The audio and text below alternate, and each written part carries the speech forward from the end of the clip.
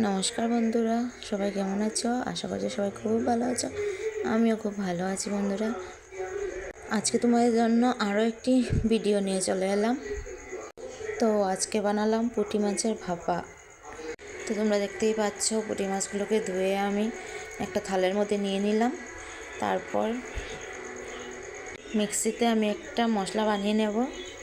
তারপর বন্ধুরা দেখতে পাচ্ছ, আমি গ্রাইন্ডারে বাটিটা নিয়ে নিলাম। তার মধ্যে কেকে দিয়ে দিচ্ছি পেঁয়াজ, টুকরো করে দিয়েছি পেঁয়াজ। তারপর দিয়ে দিলাম আদা কুচি আর দিলাম তার মধ্যে সাদা শস্য দিয়েছি আমি। আপনারা চাইলে কালো শস্য দিতে পারেন, আমি তো এখানে সাদা শস্যই ব্যবহার করেছি। তারপর একটু জল দেব, দিয়ে একটা পেস্ট বানিয়ে নেব।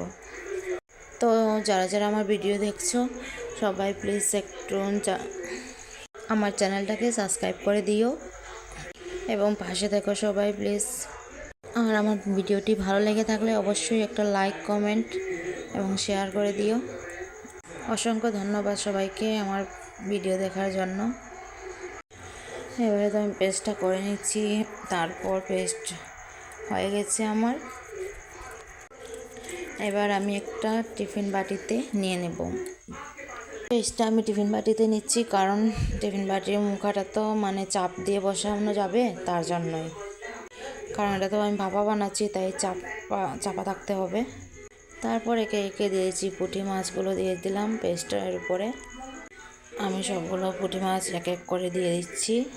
পুঁটি মাছগুলো কিন্তু এতটাও বড় নয় আর এতটাও ছোট নয়, মোটামুটি একটা ছিল।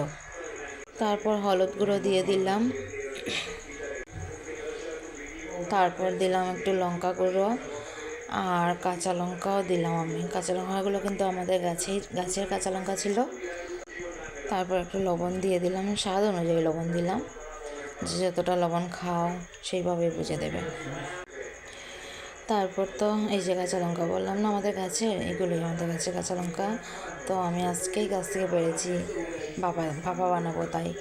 তারপর একটু পেঁয়াজ কুচিয়ে দিয়ে দিলাম। আগে কিন্তু আমি পেঁয়াজটা পেস্ট করেও দিয়েছি, আর তারপর একটু কুচিয়ে দিয়ে দিলাম, খেতে ভালো লাগবে আর কি, সেটাই।